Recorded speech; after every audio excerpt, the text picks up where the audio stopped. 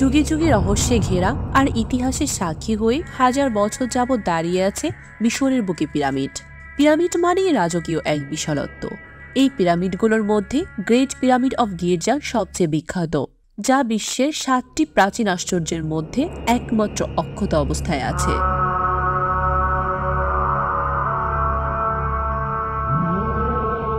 প্রায় 4500 বছর আগে খুফুর শাসনামলে নির্মিত এই পিরামিডের উচ্চতা ছিল 146 মিটার, যদিও এখন এটি প্রায় 138 মিটারে এসে দাঁড়িয়েছে। প্রতিটি পিরামিডে রয়েছে গোপন কক্ষ ও পথ। বলা হয় প্রাচীন মিশরীয়রা বিশ্বাস করতেন মৃত্যুর পর তাদের ফারাওরা অন্য জগতে যাত্রা করবেন।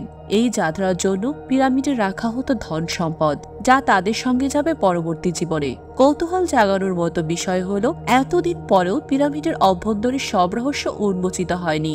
গবেষকরা আজও পিরামিড নিয়ে নতুন নতুন তথ্য খুঁজে চলেছেন। পিরামিডগুলোর ভারসাম্য, নির্মাণ শৈলী আর স্থায়িত্ব বিজ্ঞানীদের অবাক করে তোলে।